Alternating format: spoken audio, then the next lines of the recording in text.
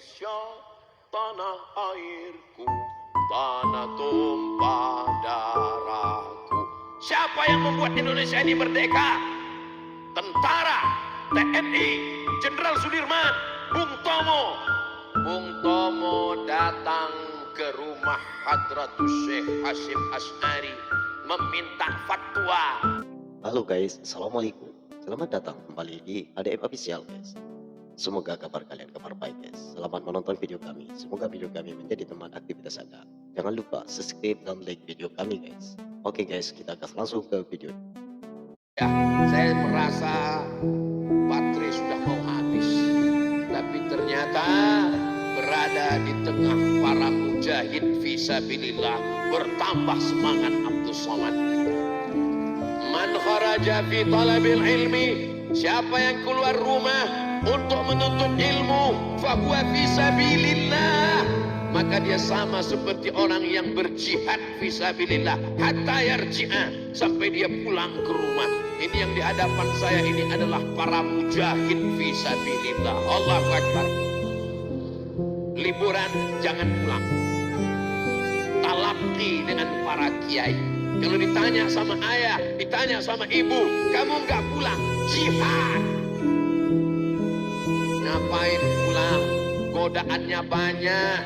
Nanti ketemu sama pacaran, hilang hafalannya.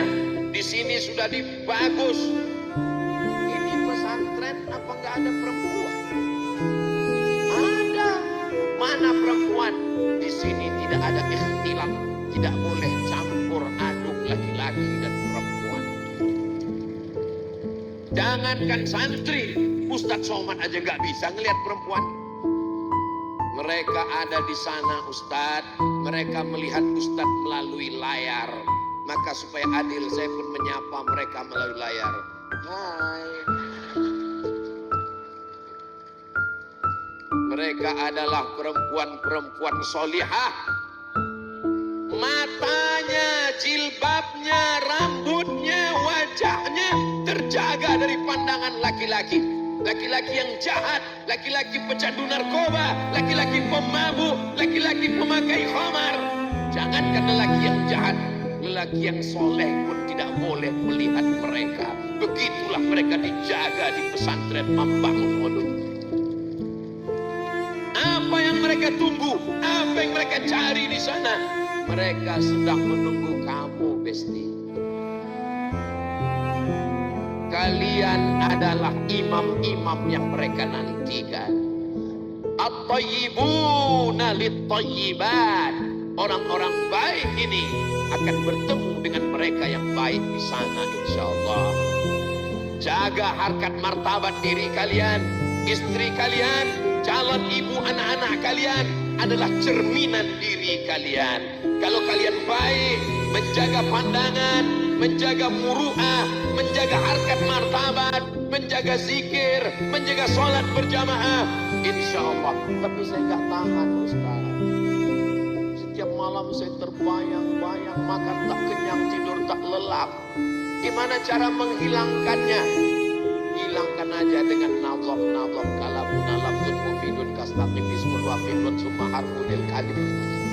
Hilangkan aja dengan nazam. Enggak hilang juga Ustaz, dihilangkan dengan tasnif kotala kotala kotalu kotalan kotalata kotalna kotalta kotal tuh mau sampai tertidur. Ngigaunya pun malam, yaktulu yaktulani yaktuluna.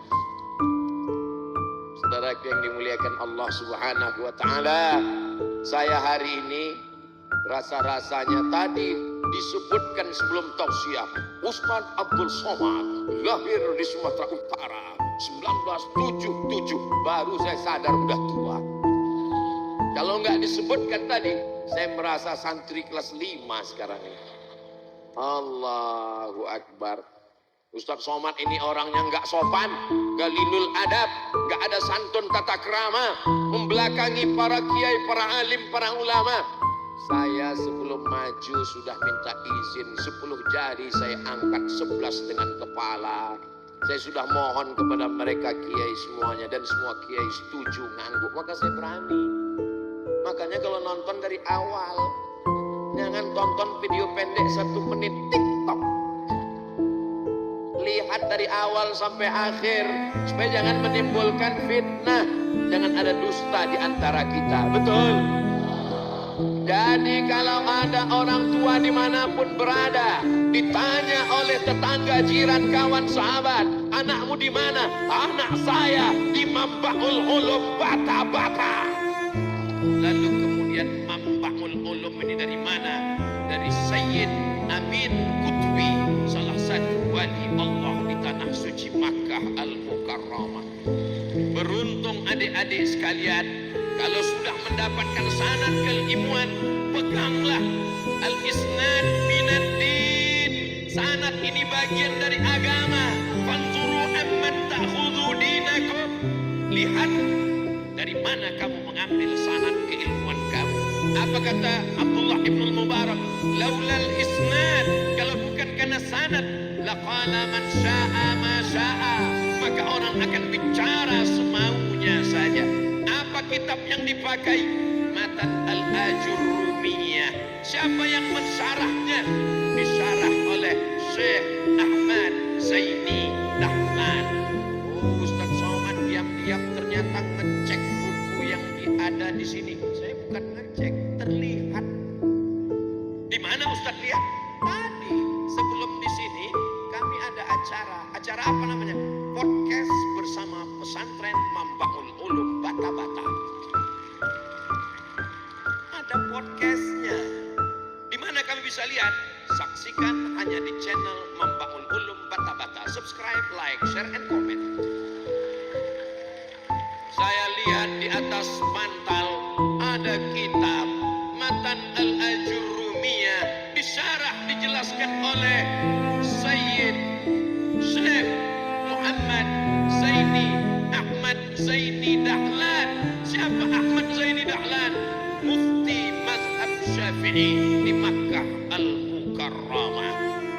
Kalau kita tahu ada namanya Nahdlatul Ulama, didirikan oleh Hadratus Syekh Muhammad Hashim Asy'ari.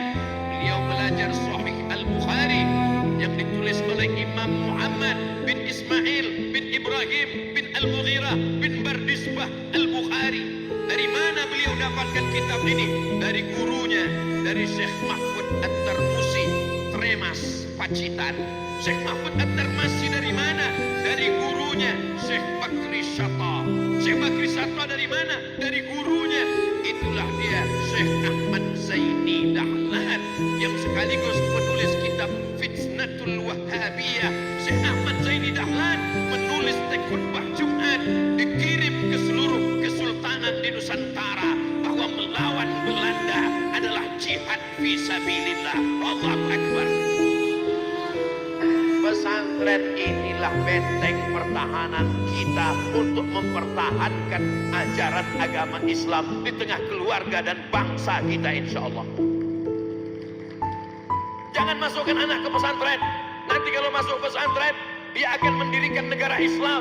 Dia anti NKRI, dia anti Pancasila. Yang ngomong siapa?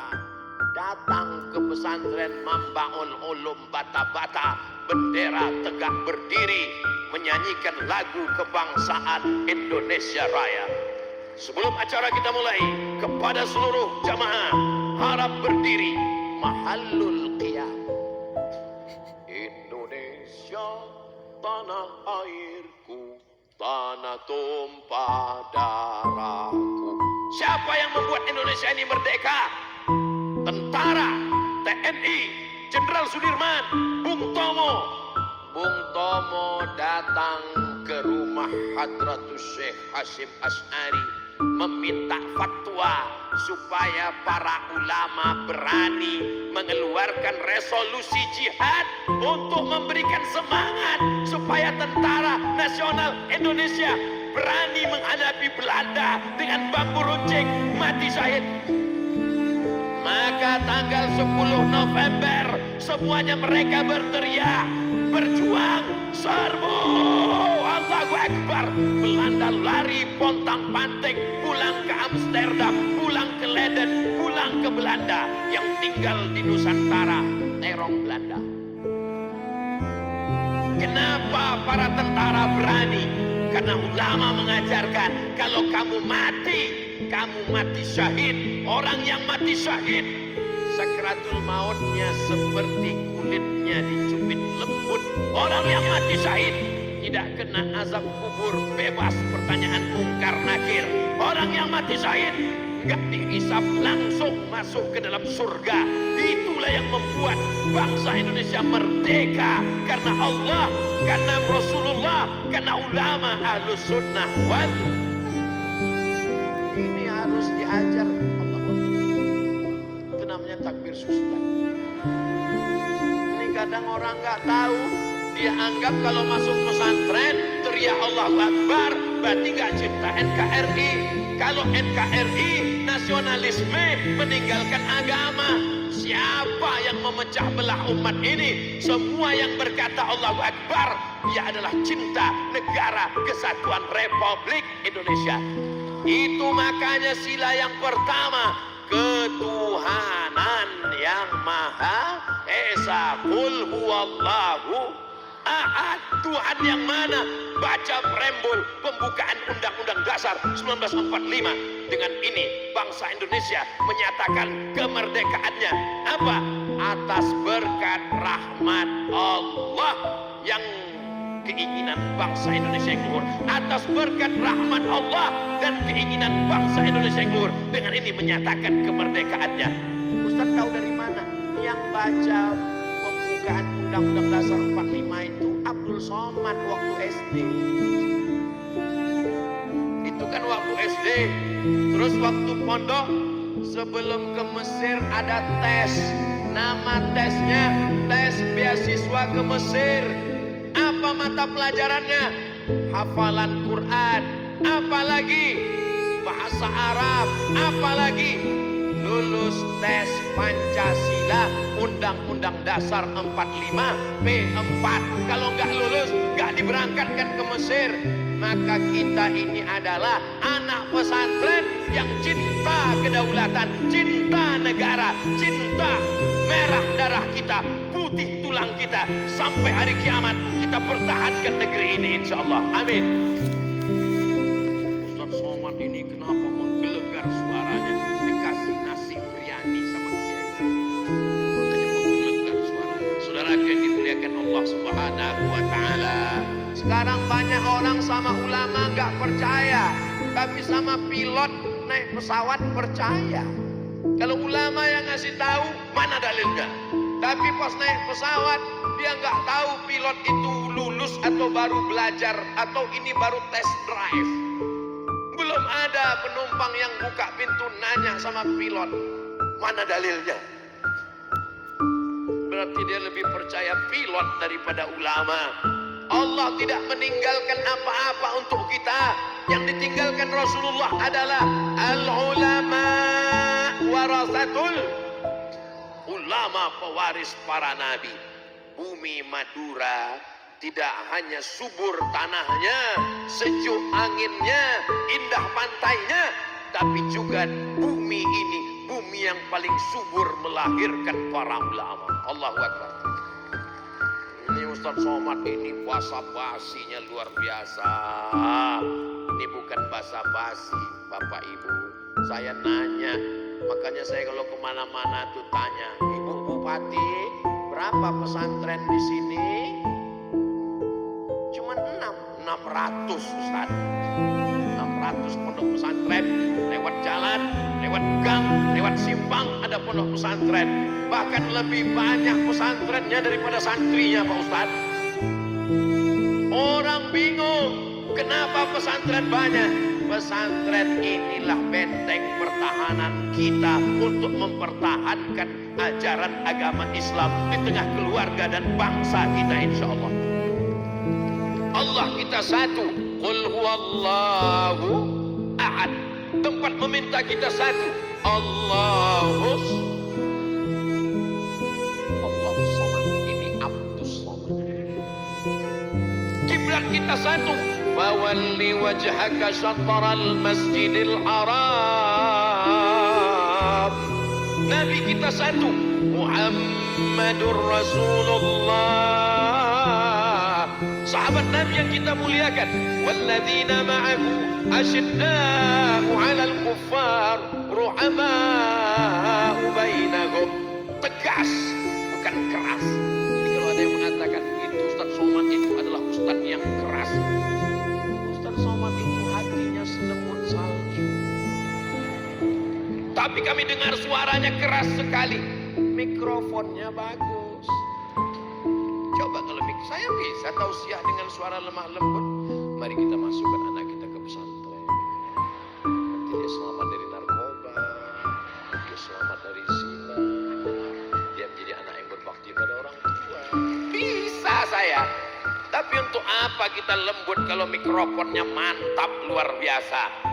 Abdul Somad tausiah menggelegar itu karena ada saudara-saudara kita yang berada di tengah. Ini bukan pondok untuk nunggu durian runtuh. Ini yang mengatur suara ini. Suara saya jelas.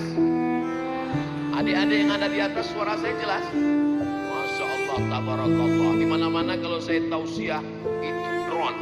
Tapi di Mambaul Ulum bukan cuma drone, layang-layang naik semua ke atas. Allahu Akbar. Al-muhafazatu 'alal qadimis salih. Yang lalu yang baik-baik kita ambil. Wal akhdhu bil jadidil aslah. Yang baru-baru tetap kita ambil. Mikrofon kita ambil, drone kita ambil, podcast kita ambil. Tapi pelajaran yang lama, kitab-kitab turas, kitab klasik, kitab kuning, tetap kita jaga kelanggengannya sampai hari kiamat insyaallah. Walaupun adik-adik nanti mungkin tidak jadi kiai, bukan jadi pimpinan pondok pesantren, tetap kalian akan membacakan kitab ini kepada anak, kepada istri. Kenapa? Karena dunia ini akan tetap banyak fitnah. Man ya'ish ba'di, siapa yang hidup di akhir zaman setelah aku mati, fasayara ikhtilafan katsira. Dia akan banyak melihat ikhtilaf yang begitu banyak. Yang selamat adalah orang yang berpegang kepada sunnah. Alaikum bisunnati, ikutilah sunnahku, wa sunnatil khulafa'ir rasyidin al-mahdiyyin min ba'di. Khulafa' rasyidin, Sayyidina Abu Bakar as-Siddiq, Sayyidina Umar bin Khattab, Sayyidina Utsman bin Affan, Sayyidina Ali bin Abi Thalib min ba'di. Setelah aku mati, addu 'alaiha bin nawajid, gigit pakai gigi geraham. Jangan pegang dengan tanganmu, nanti akan terlepas. Gigit sampai tanggal dunia, sampai hancur binasa. Kau akan tetap berpegang dengan ahlus sunnah wal. Saya nggak mau lah anak saya di pesantren, Pak Ustadz. Kenapa? Di pesantren kerjanya cuma sarungan, tidur, baca kitab, nggak ada olahraga. Siapa bilang nggak ada olahraga? Makanya datang ke Mambaul Ulum bata-bata, tiang gawangnya ada. Nih, yang bilang di pesantren nggak ada olahraga, datang ke Pamekasan, mampir ke Mambaul Ulum bata-bata. Saya sudah melihat dengan mata kepala saya sendiri, tiang gawang tetap tegak berdiri, dari besi nggak bisa dicopot. Saudara yang dimuliakan Allah Subhanahu wa Ta'ala, kalau adik-adik saya ini nggak olahraga, nggak sehat, nggak mungkin dia bisa dengar ceramah dari atas atap. Tunjukkan dia kuat. Kalau Tuhan pergi ke Mekah, jangan menangis sampai meratap. Sudah lama Abdul Somad tausiah, hari ini melihat santri di atas atap. Mereka yang dimuliakan Allah Subhanahu wa Ta'ala, ada tulisan tretan puas. Masya Allah, Allahu Akbar.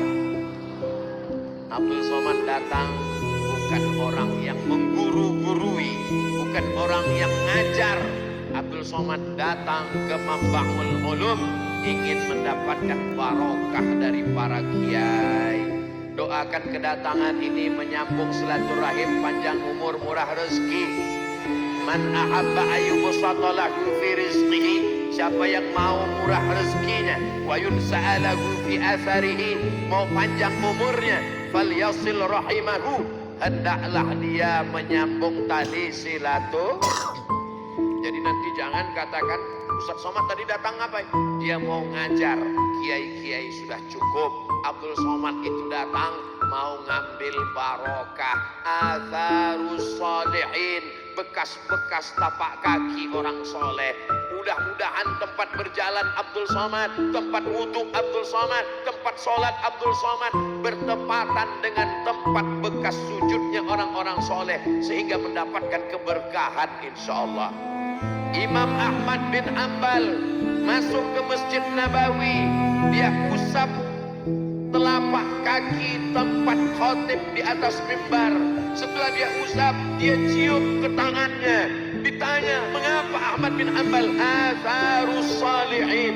Dulu kaki Nabi ada di sini, kaki Abu Bakar Siddiq, kaki Umar bin Khattab, kaki Utsman bin Affan, kaki Ali bin Abi Thalib, kaki para ahli bait. Aku pegang untuk mendapatkan keberkahan atharus salihin. Makanya kadang ngajinya gak terlalu lama, tapi ngalap barokahnya. Ila hadrati, ila sayyidina, ila hadratin Nabi Muhammad sallallahu wa alihi tayyibin at-tahirin wa ashabil mayamin wan nabiyin was siddiqin was syuhada was salihin wal malaikatil muqarrabin wal ulama'il amilin wal awliya'is salihin ala hadhihi niyyah wa kulli niyatin salihah. Al-Fatihah.